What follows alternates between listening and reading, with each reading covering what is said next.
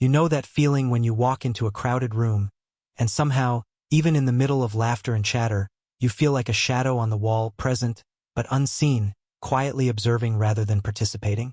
That sensation of being surrounded by people yet somehow entirely separate, as if the noise itself isn't meant for you, and you're just watching.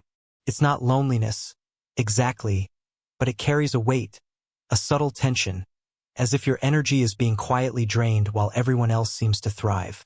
Most people never notice this, but there's a kind of person who carries this pattern naturally.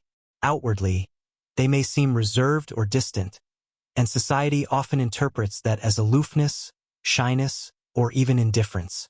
You may have felt that gaze, the subtle judgment, or the well-meaning nudges to open up or join in. There's an unspoken message that being quiet or choosing your own company is somehow a flaw. But it isn't. What you feel, how you experience the world, is not broken. It's a different rhythm, a pattern shaped by layers that are rarely acknowledged. This is about the psychology of people who prefer being alone. There's more going on here than people realize. It's not simply about enjoying solitude. It's a subtle, deeply ingrained wiring of the mind and body. Your preference for quiet spaces, for reflection over chatter, is not an accident. It's a complex interaction between your brain, your nervous system, and the world you've navigated. Psychologists often describe introversion as a difference in how the brain responds to stimulation. Studies on neural activity show that people who are more internally oriented actually process external input differently. They notice more, feel more deeply, and often need space to recharge. The flood of social cues, the constant hum of conversation, it can feel overwhelming in a way that isn't obvious to others. Your mind is simply tuned to a different frequency, one that thrives on observation, contemplation, and deliberate thought. Neuroscience adds another layer.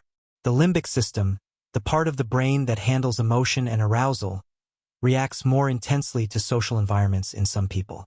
That intensity isn't a weakness, it's heightened sensitivity. It allows you to detect nuances, to feel subtle emotional undercurrents that others might miss entirely.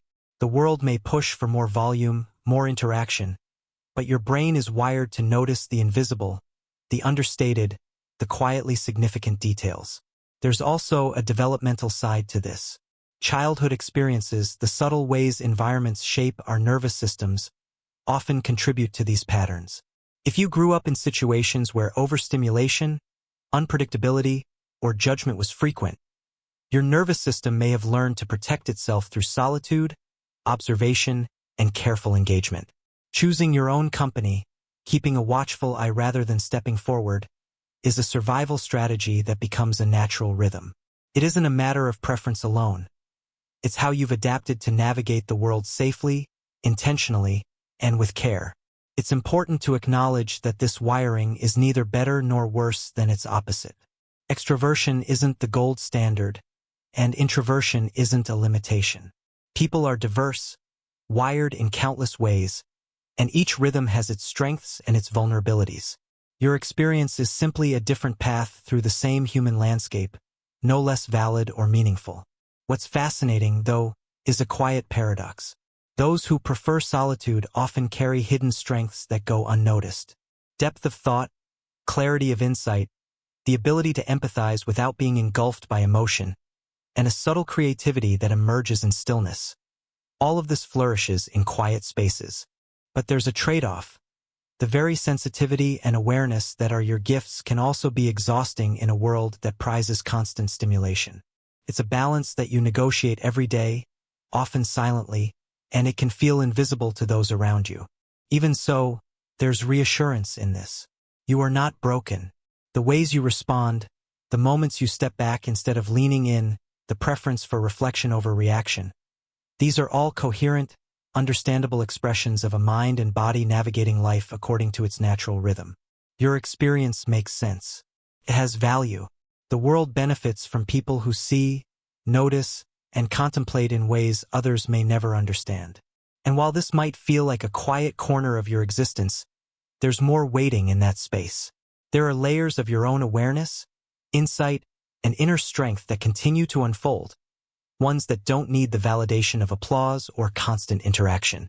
If this resonates, There's more to discover about how your mind, your heart, and your nervous system have been shaping this unique, understated way of being.